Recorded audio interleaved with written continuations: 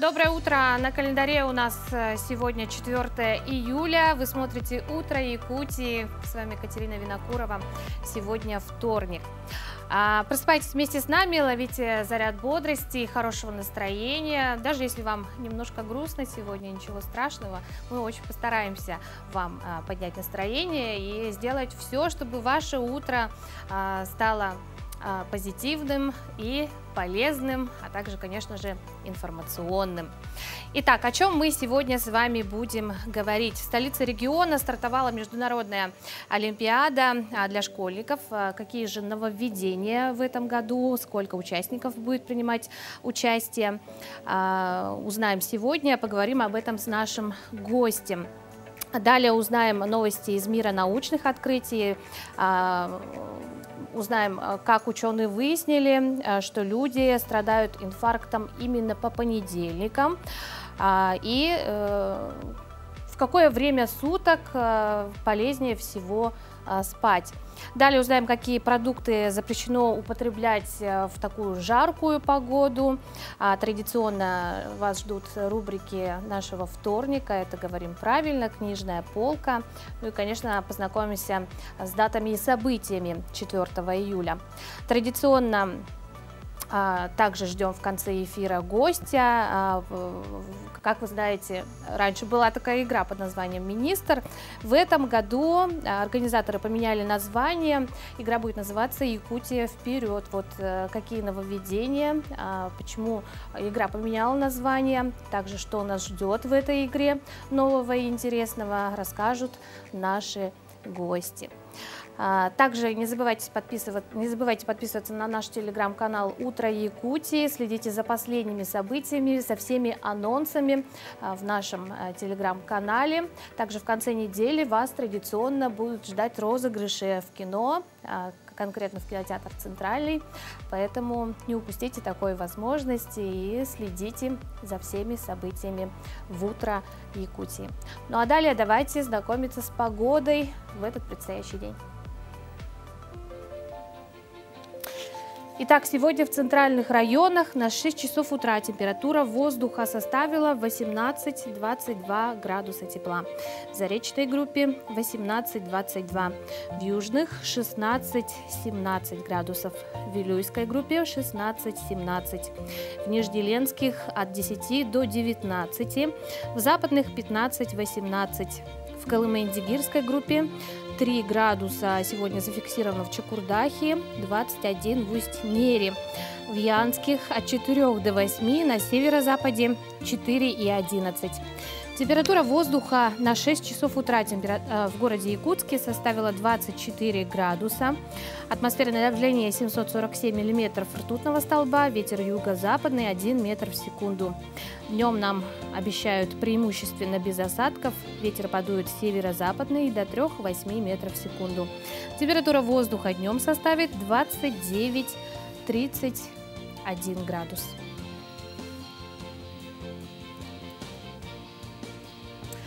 А теперь у меня, дорогие телезрители, к вам вопрос. Как вы поднимаете себе настроение? Вот я, к примеру, каждое утро, когда просыпаюсь, причем, несмотря на то, эфир это утренний или обычный, не утренний эфир, все равно просыпаюсь с мыслями и настраиваю себя, что сегодня днем обязательно произойдет что-то хорошее. Ведь не зря говорят, что счастье в мелочах. Пусть это будет даже какая-то мелочь, но приятная. Значит, день пройдет не зря. Ну а теперь давайте узнаем. Мы вышли на днях на улицы нашего города и узнали у жителей, гостей столицы, как же они поднимают себе настроение. Как именно вы поднимаете себе настроение? Все, погода хорошая, люди все нарядные, все. Лето, послушать музыку. Слушать музыку? Да. Не знаю, игры. Игры? А какие именно? Mobile Legends.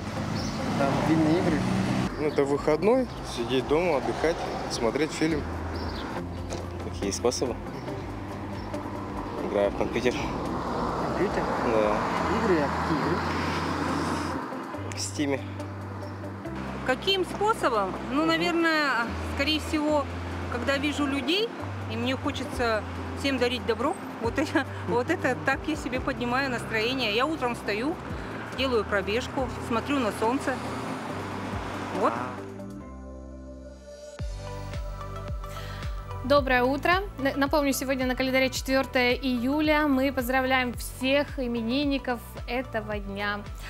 Ну а что же нас ждет из мирового календаря, узнаем далее в нашей рубрике.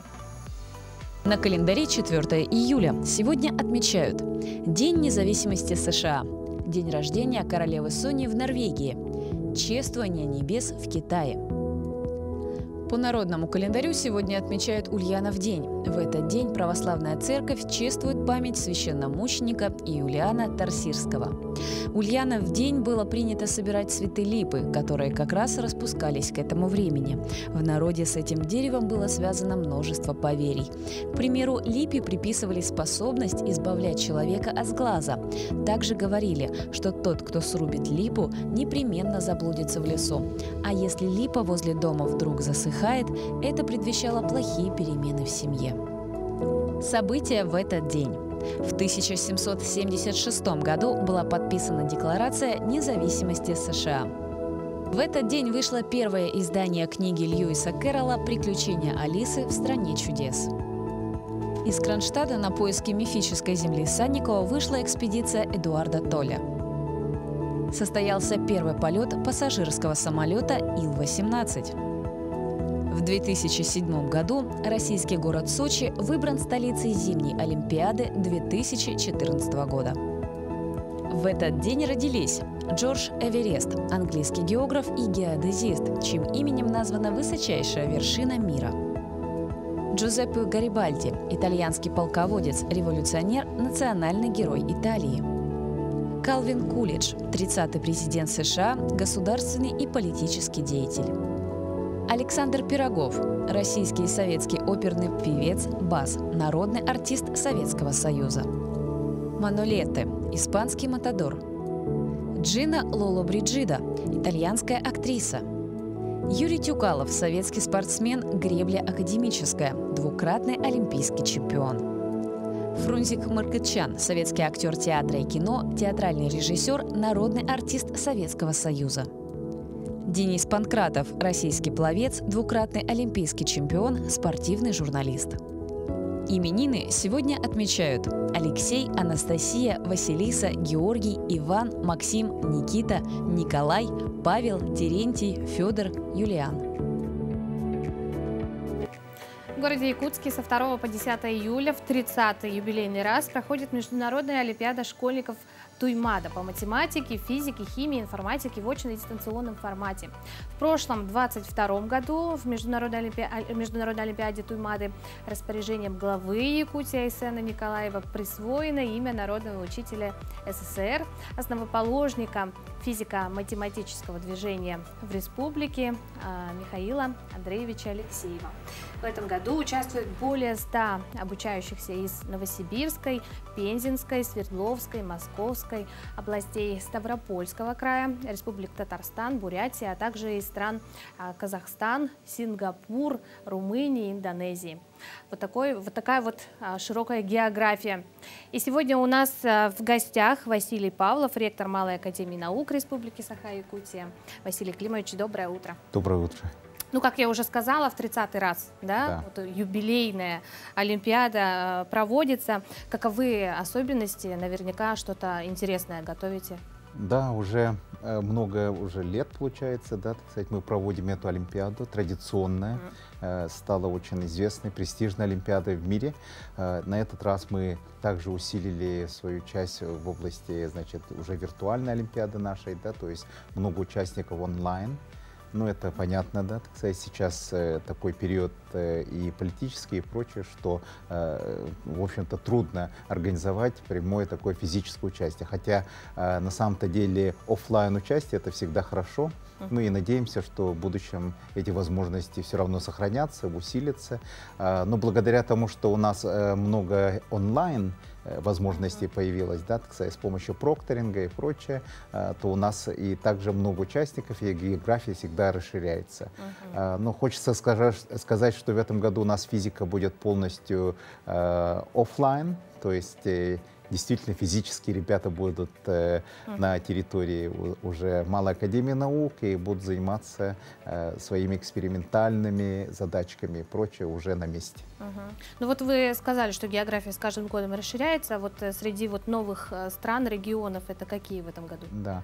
Ну, есть ребята, которые учатся в разных странах, которые хотят принять участие. У нас даже есть такие одиночные ребята из других стран, и это хорошо. Например, такие как Бангладеш, это тоже интересно для нас, да, так сказать. Когда мы начинали эту Олимпиаду в 1994 году, 30 лет тому назад, да, так сказать, у нас участников было не так много. Это были наши вечные друзья румыны. Румынское очень сильное всегда олимпиадное движение было. Они приняли участие. Это город Томск, команда, и также город Фэрбанкс, Аляска, то есть Соединенные Штаты Америки. Получается, что на этот раз у нас и участников много, много наших регионов российских. Получается, у нас в этом году 77 российских участников, самые такие отборные ребята, очень хорошие, из Москвы, из Пензы, из Екатеринбурга, из нашей братской Бурятии. 77 иностранных у нас участников, ну, много казахов, как естественно, да, так сказать, самые такие почитатели данной Олимпиады, как я уже сказал, румыны, что очень хорошо, что поддерживают все это. Ну, естественно, Олимпиада движется, да, так сказать, и у нас, естественно, очень большой контингент якутских участников, это 47 человек. А вот иностранных участников что привлекает? Привлекает то, что задачки нашей Олимпиады всегда очень интересные, креативные, оригинальные. Дело в том, что мы же смогли за 30 лет собрать очень хороший коллектив композиторов, да, то есть людей, которые создают данные задачи для Олимпиады, что очень важно. И они как раз уровня международного, поэтому ребятам очень хочется принимать участие в нашей Олимпиаде, так как это предваряет очень интересные такие Олимпиады международного уровня. Поэтому в мире это считается престижным. Василий Климович, мы ненадолго прорвемся, после чего продолжим говорить об Олимпиаде. Ну а далее небольшой перерыв. Оставайтесь с нами.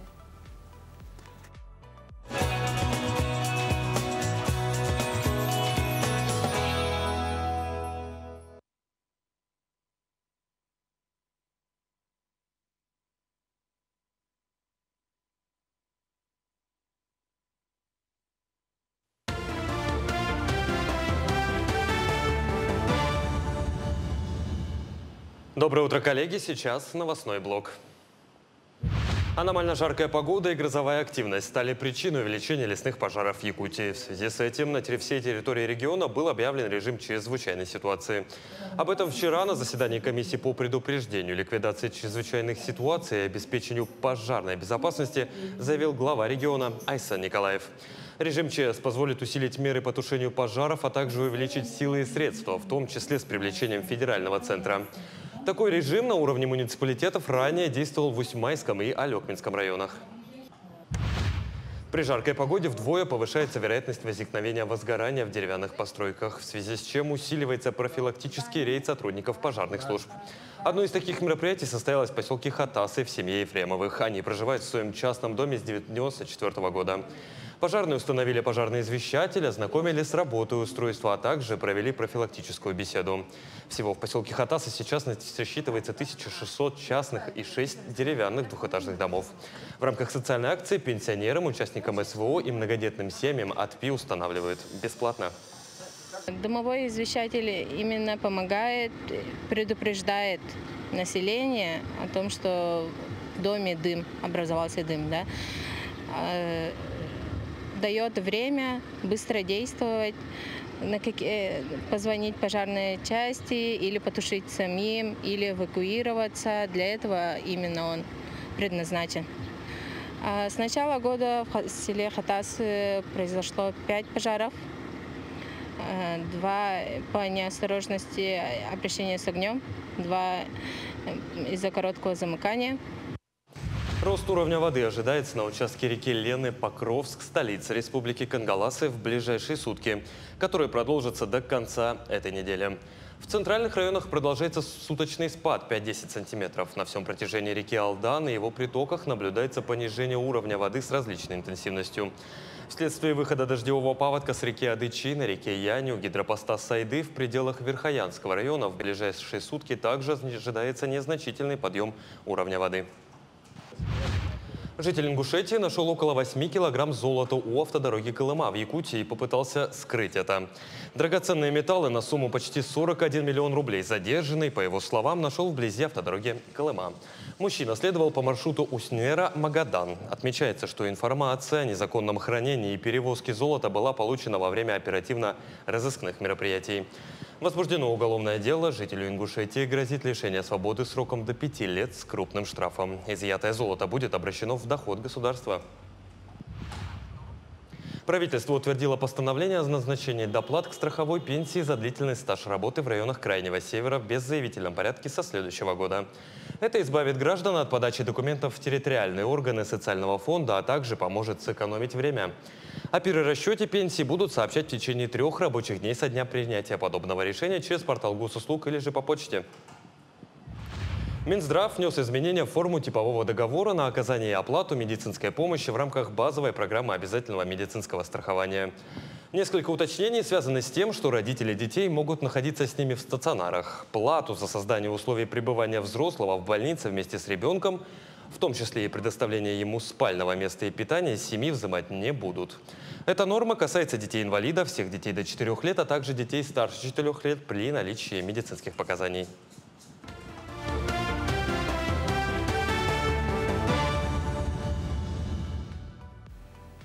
Доброе утро. Мы продолжаем. Напомню, что в эти дни в столице проходит международная олимпиада школьников Туймада по математике, физике, химии, информатике в очно-дистанционном формате. И в нашей студии мы продолжаем общаться с ректором Малой академии наук Республики Василием Павловым. Василий Климович, продолжим, да. Вот за время олимпиады это очень большой срок, 30 лет, да. Наверняка за это время вы проследили, каких успехов, да, достигли участники, в частности, из нашей республики после Олимпиады. Участники Олимпиады — это очень такая версатильная группа людей, которые в основном показывают удивительные таланты во многих областях. Многие из них даже стали и предпринимателями, и руководителями высокого уровня и ранга, которые сейчас помогают нашей Олимпиаде.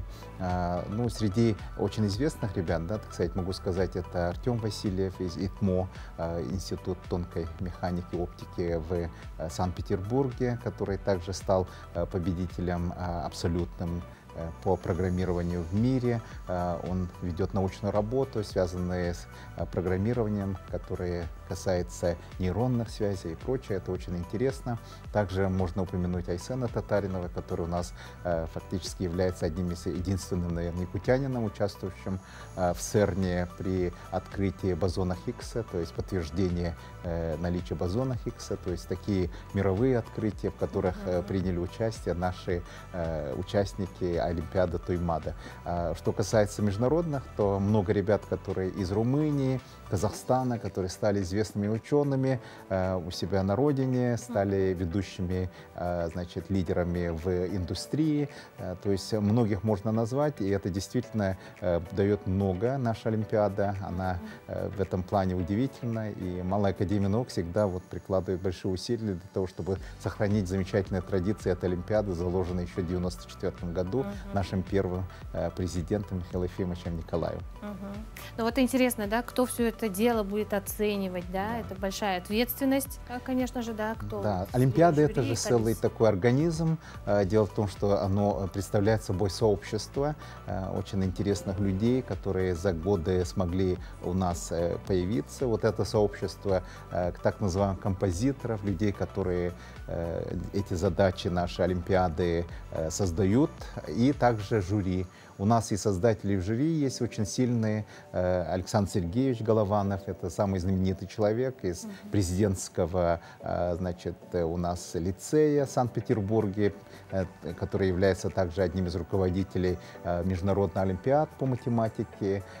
Константин Петрович Хока из Санкт-Петербурга, тоже из кафедры математического анализа. Вот эти знаменитые люди, и также Анатолий Петрович Власов, который из Пензенского, значит, института непрерывного образования. То есть фактически это люди, которые стоят на, значит, основе нашего жюри. Жюри, оно также много участников из нашего университета и Академии наук. То есть это фактически такая очень сильная группа людей, которая оценивает и дает такую замечательную работу, оценку работам наших ребят.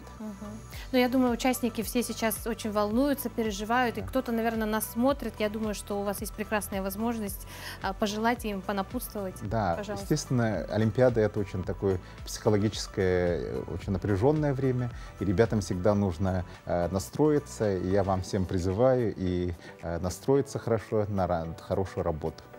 Василий Климович, спасибо вам за участие в нашей программе. Всем ребятам удачи. Ждем новые имена, как говорится. Да. Спасибо. А мы продолжаем эфир и теперь расскажем уже о другой, но не менее важной Олимпиаде по робототехнике. Так, в Челябинске состоялся финальный этап национальной 20-й российской робототехнической Олимпиады. Участники представили проекты самых разных конструкций и назначений. Роботы могут утилизировать отходы, загружать и разгружать корабли и даже быть ассистентами в металлургической промышленности. Подробности далее. На снятых кадрах видно, что участники со всей страны демонстрируют свои работы и проекты. По замыслу организаторов мероприятия команды соревнуются друг с другом в разных категориях. Выигрывает коллектив с наибольшим количеством успешно выполненных задач. Возраст участников от 6 до 19 лет, а многие дети занимаются робототехникой с самого раннего возраста. Я занимаюсь программированием и робототехникой с 3 лет. Уже 7 лет занимаюсь.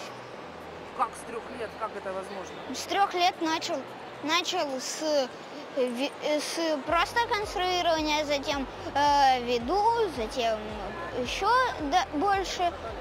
Вот, Scratch освоил. Дальше уже перешли на Еву. Помимо россиян в Олимпиаде приняла участие и команда из Ирана. Они представили свой проект по транспортировке биологически опасных для человека объектов. В мероприятии также участвовали юные инженеры из Белоруссии. По словам директора образовательной организации «Дом юношеского технического творчества» Владислава Халамова, для участников соревнования могут стать хорошим стартом в будущей карьере. Ну, представляете, вот ребенку, победителю с его роботом подняться на пьедестал, получить медаль, ну и на это же смотрят все вузы, все работодатели. То есть фактически, как это была путевка в жизнь, так это и есть путевка в жизнь. Потому что где эти бы ребята дальше не стали работать, с чем бы они ни связали свою жизнь, навыки, которые они здесь получат, сделают их людьми успешными. Для участия в финальном этапе 20-й российской Олимпиады по робототехнике в Челябинск приехали более 900 школьников и студентов из 41 субъекта России, а также команды из Белоруссии и Ирана. По результатам соревнований будет сформирован состав федерально-учебно-тренировочного лагеря для дальнейшего представления Российской Федерации в мировом финале Всемирной Олимпиады роботов, который состоится в Панаме в ноябре. Инфаркты чаще всего случаются по понедельникам, так выяснили британские ученые. Специалисты проанализировали данные более 10 тысяч пациентов и пришли к выводам, что в первый день недели вероятность сердечного приступа выше на 13%. Ученые не смогли полностью объяснить феномен. Предыдущие научные работы предполагали, что связь между инфарктами и понедельниками могла установиться из-за циркадных ритмов, цикла сна и бодрствования организма. Те же британские ученые рекомендовали регулярно спать днем ради здоровья мозга. Это может предотвратить уменьшение его размера с возрастом. Установлено, что примерно с 35 лет мозг уменьшается на 0,2 до 0,5% в год, а после 60 лет еще больше. Это может приводить к провалам в памяти и даже когнитивным нарушениям и слабоумию. Исследователи проанализировали размер мозга 35 тысяч человек и сопоставили эти данные с тем, как часто люди, по их словам, спали днем. Результаты показали, что у любителей вздремнуть мозг может быть в среднем на 2,5 до 6,5 лет моложе. Основываясь на предыдущих выводах, мы знаем, что короткий сон продолжительностью от 5 до 15 минут полезен для когнитивной деятельности и что преимущества проявляются сразу после этого. Причем период после обеда является наиболее благоприятным временем для сна, чтобы преодолеть временное снижение бдительности и производительности, наблюдаемое в этот период, говорят исследователи. Вот даже, насколько известно по истории, многие научные открыватели, также мы знаем, спали всего по 15 минут в день. Вот что и подтверждает, наверное, есть в этом все-таки какая-то правда. Тем временем диетолог Каландия Шота посоветовала в летнюю жару отказаться от красного мяса, кофе и мороженого. Об этом она рассказала в беседе с Life. Специалист объяснила, что жирные и сладкие сорта мороженого дают излишнюю нагрузку на печень и поджелудочную железу. Поэтому, по ее словам, в сдойный день следует отдать предпочтение легким десертам, которые лучше усваиваются пищеварительной системой. Это могут быть фруктовый лед или сорбет. Кроме того, Шота посоветовала воздержаться от красного мяса, поскольку оно заставляет пищеварительные ферменты работать в усиленном режиме. В пик зноя она рекомендовала выбирать блюда из морепродуктов и птицы, а стейки и мясные деликатесы оставить лучше на ужин. Диетолог призвала отказаться в жару и от кофе, поскольку напиток имеет мочегонный эффект и обезвоживает организм, вымывая электролиты и жидкость.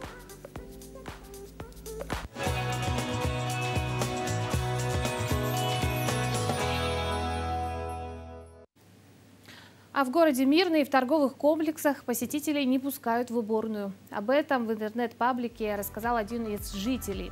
Это же показал эксперимент, который провела наша съемочная группа. Несколько месяцев назад в одной из социальных сетей подписчик пожаловался: не пустили в уборную в торговом центре. Анна Брущенкова разбиралась, что на этот счет сказано в законе. Чтобы поднять себе настроение, многие люди отправляются за покупками. Прогулки в торговых центрах могут затянуться, особенно если вы с детьми. Человеческий организм – штука непредсказуемая. Шопинг может омрачить обычная человеческая физиология. Важную для общества тему в интернет-паблике поднял анонимный пользователь. В торговом центре спрашивал у администрации, как попасть в туалет, который там обязан быть по закону. На что мне какой-то мужчина начал тыкать и говорить, что его нет. Пост опубликовали в прошлом году. Впрочем, и в 23-м ситуация не изменилась. Попасть в уборную торгового центра, что пройти квест. Продавцы отправляют к администратору, которого зачастую нет в зале. А если он в зоне видимости, отвечает: уборная только для технического персонала. Ни разу не пробовала туда ходить, поэтому не сталкивалась, честно скажу. Ну, вообще-то слышала такое, да, что это якобы помещение для обслуживающего персонала. А их просто нет, мне кажется. Я не знаю, куда продавцы ходят там. Ну да, есть такой момент. То есть вы слышали? Да. Часто сталкиваемся, в основном уборные для персонала. Они даже закрывают ключами их. Мы часто спрашиваем, нам не грубят ничего, нам просто вежливо объясняют. Вот и нашей съемочной группе вежливо отказали в 2 торговых центрах. Здравствуйте. Извините, не подскажете, где здесь уборная? Здесь нет уборной для посетителей. Ну, хотя бы служебная, можно воспользоваться? Не подскажете, туалет где здесь? На рынке надо выйти. На рынке только? Да, вот туда выходите. А здесь помещения нету, да? Здесь только служебная, вы туда не пройдете. И только в одном месте оператору Алмазного края все же помогли. Здравствуйте. Извините, не подскажете, здесь уборная есть? В Азов подойдите, у них там ключик общественный. Мне сказали, что у вас ключик от уборной есть. Как? от уборной. Можно ключик, пожалуйста, от уборной? А вы кем являетесь?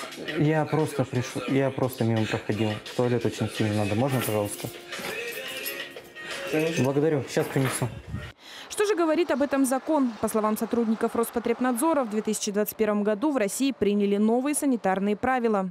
Четко оговорено, что во всех торговых центрах, и там, скажем так, и расширенные это и парки, это и пляжные зоны, в том числе и торговые центры, везде должны быть общественные туалеты для посетителей, да, для потребителей. Это норма была и в старых санитарных правилах. Что делать, если вас все-таки не пускают в уборную? Первым делом покупатель должен написать жалобу на имя директора торгового центра.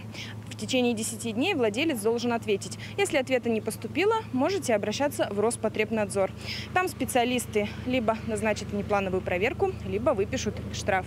Анна Брущенкова, Роман Ларин, Кирилл Шолохов, медиакомпания «Алмазный край». Американка взяла в свидетельницы на свадьбу свою кошку. Питомец даже поставил лапкой свою подпись. Любимица по кличке Момо получила такой статус официально, ведь в штате Колорадо свадебным свидетелем может стать любое домашнее животное. Хозяйка Аманда Терри рассказала о своем решении на личной странице в приложении TikTok. Видеозапись с торжеством стала вирусной и набрала более 4 миллионов просмотров.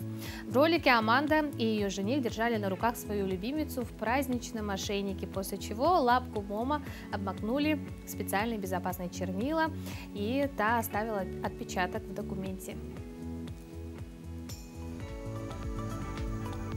Благотворительный фонд «Спасибо» провел в субботу на территории Гостиного двора в Санкт-Петербурге фестиваль обмена вещей «Шеринг-день».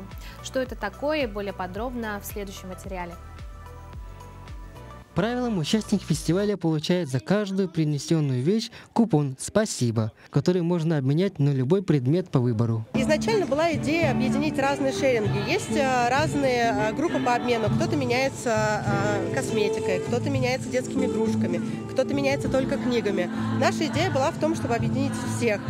Мы собрали здесь и косметику, и растения, и игрушки, и книжки, и одежду, и обувь, и детскую одежду, мужскую одежду. В общем, все, чем можно меняться. У нас есть даже одежда для животных и даже спортивные товары. Поэтому всех покрыли. По ее словам, единственное требование к вещам – чистота или пригодность для переработки.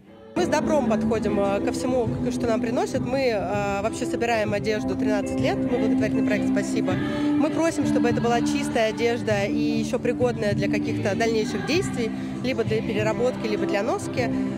Но рады, естественно, всему, что нам принесут, потому что это главный ресурс, которым люди могут меняться. Поэтому тут, условно говоря, критерий такой, чтобы она была чистая. Во-первых, это мое желание придерживаться экологичного образа жизни.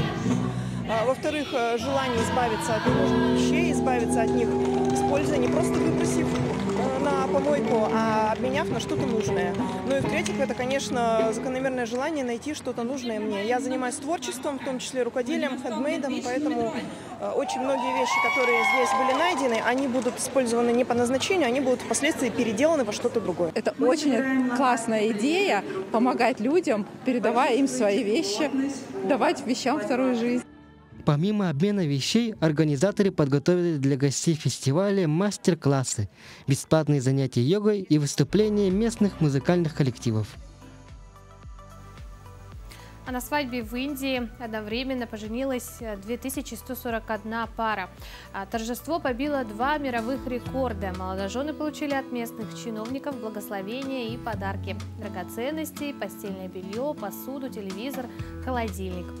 Власти заявили, что целью мероприятия было помочь малоимущим парам жениться и начать совместную жизнь. Мероприятие было устроено некоммерческой социальной организацией Шри Махавир Гашала Кальян Санстан. Массовая свадьба установила сразу 2 мировых рекорда Гиннесса по количеству пар, поженившихся в течение 12 и 24 часов. Ну а следующая информация будет, я думаю, полезна всем родителям. 13-летняя китаянка потратила $63 тысячи на игры в смартфоне. Ее родители копили деньги несколько лет. Девочка-подросток незаметно от них брала карту и оплачивала покупки в онлайн-магазине видеоигр. Ей удалось опустошить банковский счет примерно за 4 месяца. Как рассказывает издание Oddity Central, примерно четверть суммы девочка потратила на оплату игр для своих одноклассников, так как боялась, что они раскроют все ее родителям.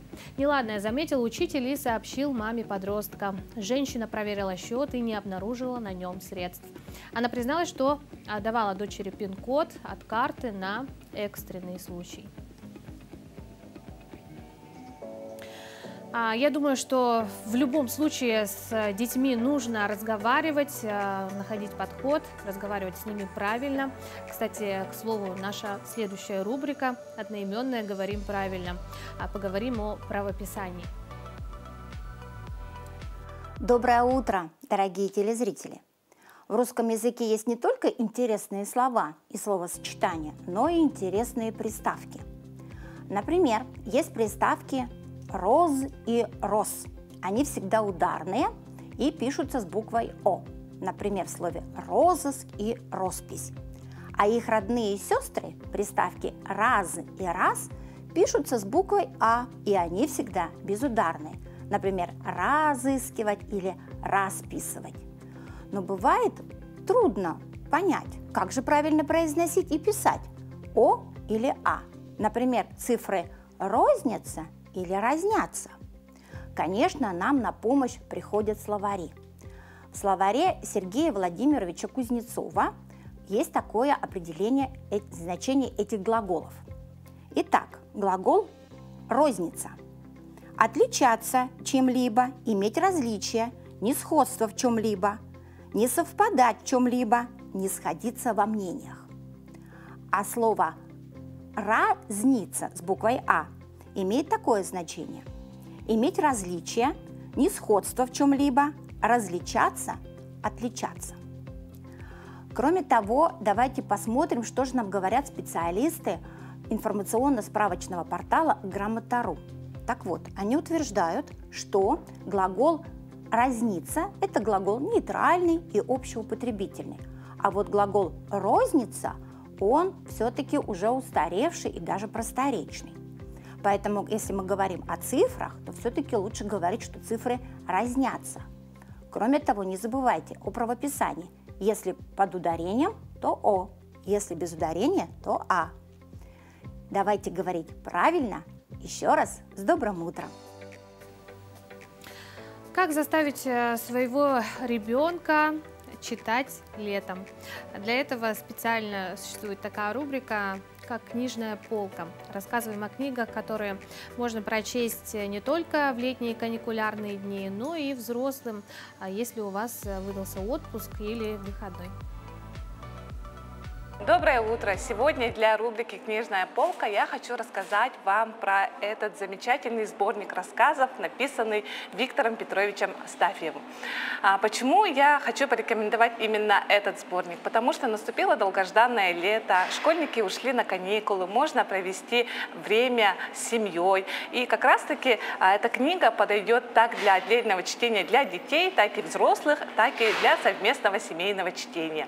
Виктор Петрович Астафьев родился в 1924 году в Красноярском крае. И его детство, не сказать, что было оно легкое, да, потому что он трагически потерял очень рано свою маму, жил отдельно от отца, у бабушки с дедушкой. И как раз-таки в его произведениях отражается и деревенская проза, тема любви, тема взаимоотношений между друзьями, между соседями, между поколениями.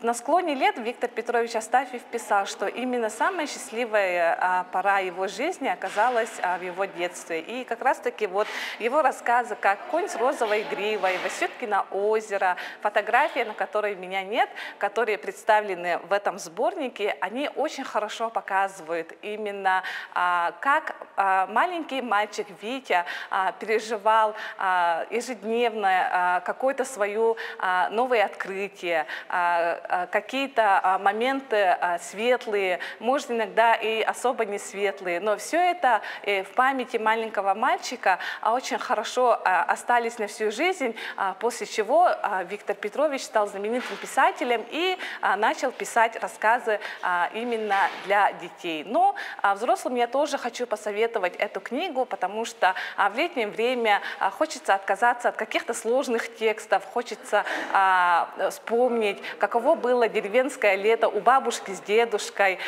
и обратиться к таким легким рассказам, легким текстом. Например, все мы из школьной программы знаем замечательный рассказ «Конь с розовой гривой», когда мальчик Витя решился обмануть свою бабушку и не наполнил свое лукошко с земляникой, полностью наполнил его травой и сверху покрыл земляникой, но бабушка, которая пообещала накануне, если он принесет полное лукошко земляники, она привезет из базара этот пряничек, замечательный вкусный пряник, вкус которого мы можем сегодня даже прочувствовать у себя внутри. И именно тот поступок бабушки, когда она все-таки смогла его простить, все-таки закрыла глаза на этот не очень хороший проступок, доказал Виктору, что старшее поколение может своими действиями, своим теплым отношением к младшему поколению показать любовь безусловную старшего к младшему. Я очень надеюсь, что именно сборник этих рассказов пригодится для родителей в воспитании детей, а также в каких-то ностальгических моментах. Ну и, конечно же, скоротать короткие летние дни, спрятаться от солнца в тенечек и провести время с пользой. Всем приятного чтения! Ну а совсем скоро в нашей студии ожидаем гостей по теме кадрового республиканского конкурса «Якутия вперед», поэтому оставайтесь с нами. Ну а пока я передаю слово Петру Васильеву, который ознакомится со всеми последними событиями к этой минуте.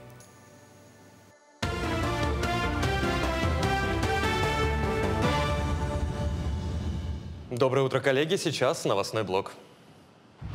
Получателям бесплатной юридической помощи упростят защиту интересов в судах. Депутат Госдумы Российской Федерации Галина Данчикова отметила важный законопроект, рассмотренный парламентариями за прошедшие 7 дней. Так, граждане, которые имеют право на бесплатную юридическую помощь, теперь могут бесплатно оформлять нотариальную доверенность на предоставление их интересов в судах, государственных или муниципальных органах, организациях. Право при этом на получение бесплатной юридической помощи имеют малоимущие граждане. Герои соцтруда, герои труда Российской Федерации, дети-инвалиды, дети-сироты, дети, оставшиеся без попечения родителей и другие категории граждан.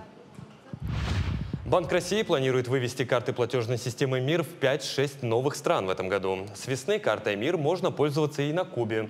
Кубинская сторона уже настраивает посттерминалы. Услугу трансграничного перевода через систему быстрых платежей при участии зарубежных банков-партнеров предлагают 5 отечественных банков. Сейчас такие партнеры есть в 3 странах, их число достигло 14. Операций пока немного, но сервис развивается. В мае 2022 года их совершили в 2 раза больше, чем в апреле. Карты МИР помимо Кубы и Венесуэлы принимаются в Абхазии, Армении, Белоруссии, Вьетнаме, Казахстане, Киргизии, Таджикистане, Южной Корее и Южной Осетии. В Мирном сегодня строятся 3 больших социальных объекта. Это дворец детства, пристройка к первой школе и здание спортивного зала политехнического лицея. Руководство района ведет особый контроль за ходом строительства. Так, по дворцу детства есть определенные сложности с доставкой материала у подрядной организации «Техресурс».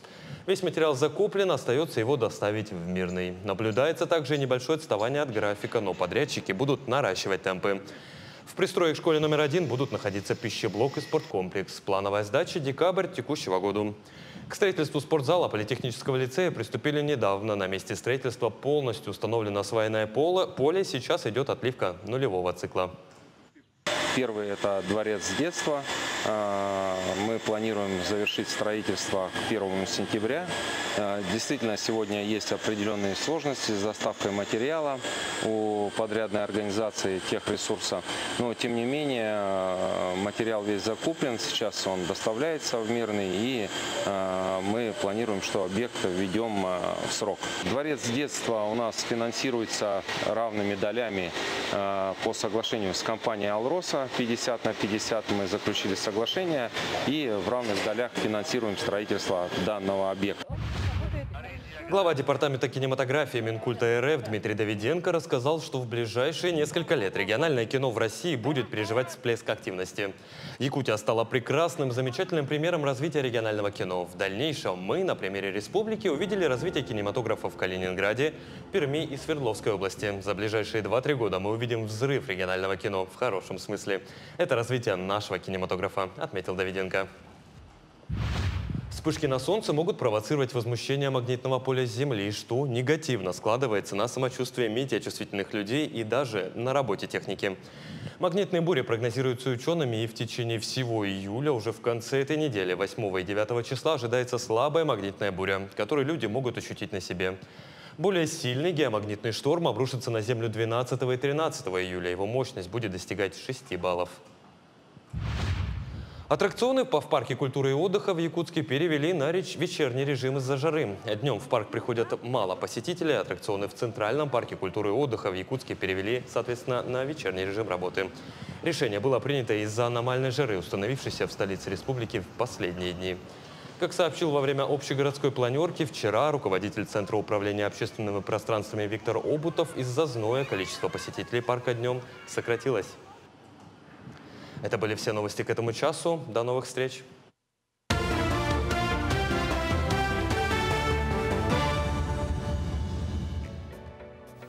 Спасибо коллегам. А мы продолжаем. Наша республика всегда славилась талантливыми людьми и уникальными решениями, которые делает лучше жизнь не только нашей республики, но и всей страны. 1 июля 2023 года стартовал прием заявок на республиканский кадровый конкурс «Якутия вперед». Это главный кадровый конкурс, который может стать трамплином для многих управленцев, дать участникам возможность вырасти профессионально и открыть для себя новые горизонты. Сегодня в нашей студии я рада представить Александру Турантаеву, куратора кадрового конкурса, а также Василия Миронова, ректора Высшей школы инновационного менеджмента при главе республики. Доброе утро. Доброе утро. Доброе утро. Василий, давайте немножко о конкурсе. Да? Мы знаем, что раньше конкурс назывался как «Министр». То есть многие якутяне знают его именно под таким названием. Да? Что послужило изменению названия? Действительно, у нас в республике имеется неплохой, большой такой опыт проведения кадровых конкурсов. И действительно, это, «Якутия вперед» — это кадровый конкурс, который станет важнейшим звеном в долгосрочной кадровой стратегии республики и в рамках формирования единой системы кадровых резервов. Да? Эта система у нас указом главы в марте этого года утверждена. Сейчас она формируется, и это действительно «Якутия вперед» — это основной инструмент формирования резерва управленческих кадров. То есть основная цель кадрового конкурса — это как раз отбор кандидатов для включения в резерв управленческих кадров. Это кандидаты, которые пройдут отбор, они смогут реализовать свои возможности на управленческих должностях на государственной службе, на муниципальной службе, но также и в предприятиях и организациях Республики Саха-Якутия, в госсекторе, да, так называемом. И требования к участникам конкурса у нас не такие сложные, я бы сказал, да. Это граждане Российской Федерации, наличие высшего образования, не ниже специалитета и магистратуры.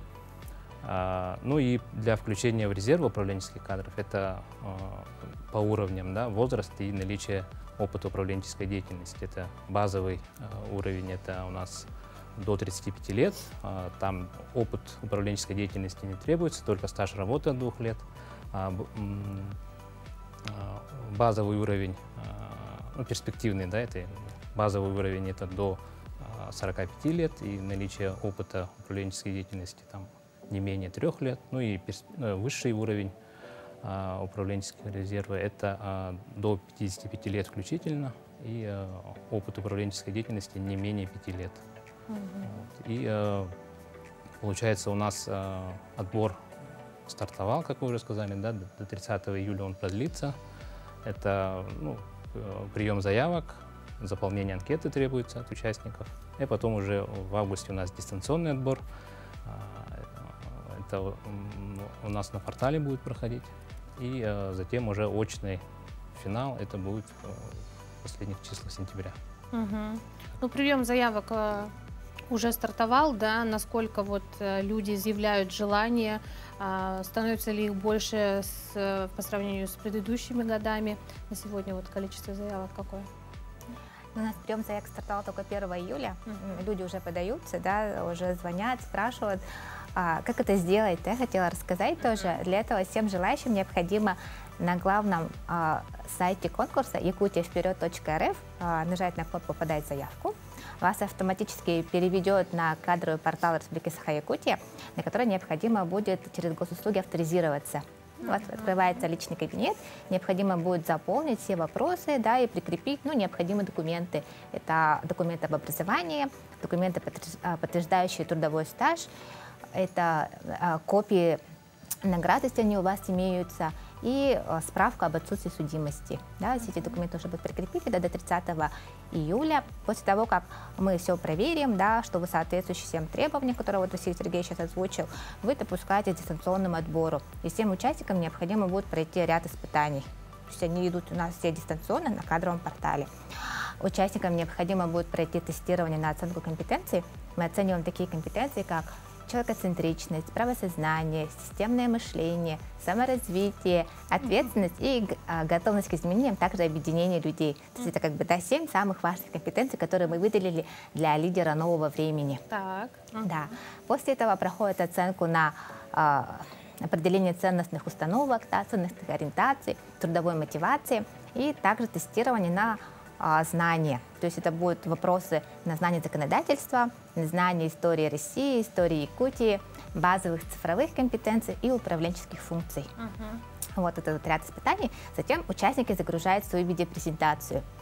Да, в видеопрезентации необходимо будет рассказать о себе кратко, о своих жизненных принципах, да, о целях, мотивах участия в кадровом конкурсе, о своем опыте и ответить на вопрос, чем я горжусь в Якутии. Да, что меня вдохновляет. Это очень важно, мы считаем.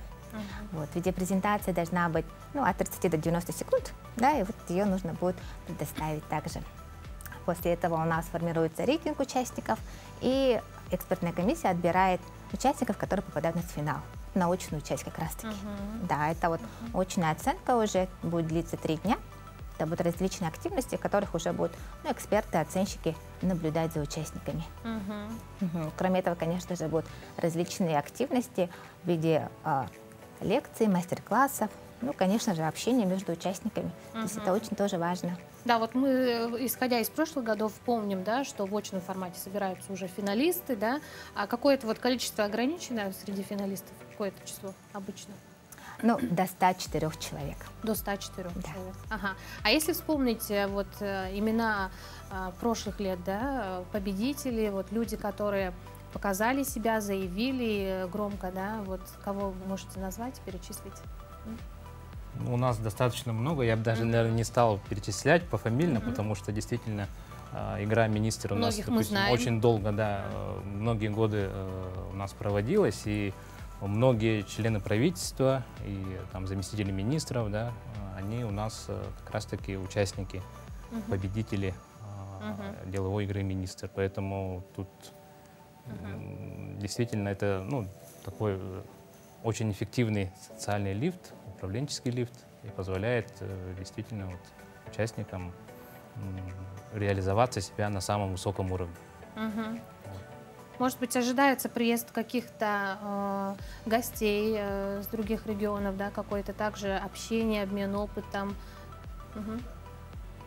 У нас мы планируем привлечь, во-первых, экспертов-оценщиков, да, для проведения непосредственной оценки индивидуальной, командной.